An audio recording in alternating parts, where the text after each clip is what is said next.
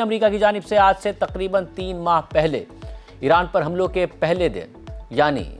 28 फरवरी को ईरान के supreme leader Syed Ali खामनाई की शहादत के हवाले से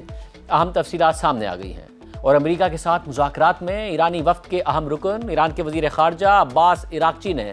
पहली बार हमले का आंखों देखा हाल तफसील से बताया है, जो हमले के वक्त खुद भी शहीद अली खामनाई के दफ्तर की इमारत में ही मौजूद थे। अब्बास इराक़ची ने एक अरब चैनल को इंटरव्यू देते हुए पहली बार सुप्रीम लीडर अली खामनाई पर होने वाले हमले की तफसीलात बताते हुए कहा कि हमले के वक्त वो खुद भी इसी इमारत के अंदर मौजूद थे जिस पर टारगेटेड हमला हुआ था और उस दिन वो अमेरिका के साथ जेनेवा में होने वाले मुज़ाकरात की रिपोर्ट देने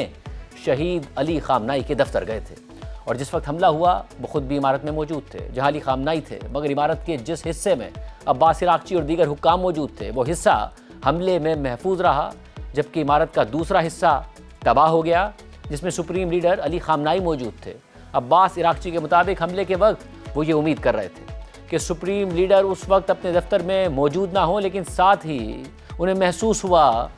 कि दफ्तरी मामूल के मुताबिक वो वहाँ ज़रूर होंगे और अमेरिका की फ़ौजी तैयारियों के बावजूद सैयद अली खामनाई किसी पनाहगाह में नहीं गए बल्कि वो अपने दफ्तर में ही मौजूद थे। अब्बास इराक़ची ने मज़ीद बताया कि हमले के बाद उनकी तमाम तवज्जो सुप्रीम लीडर अली खामनाई की हालत पर ही मरकूज़ थी और फिर उनकी शहादत की तस्दीक के बाद वो 40 दिन तक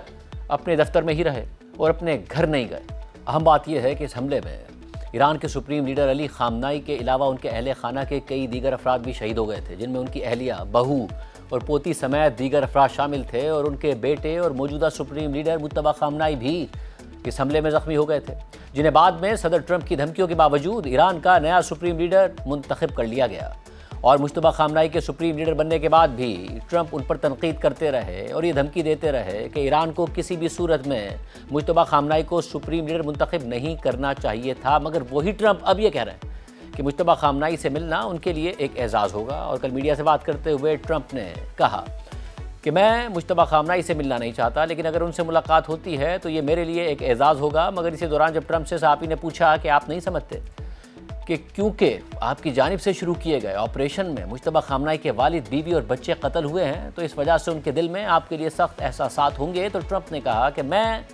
उनका पसंदीदा इंसान तो नहीं हूँ, लेकिन इसके बावजूद गालिबन मुज्तबा खामनाई एक प्रोफेशनल शख्स हैं और बाज़ हलकों में उनकी बहुत अच्छी शोहरत है।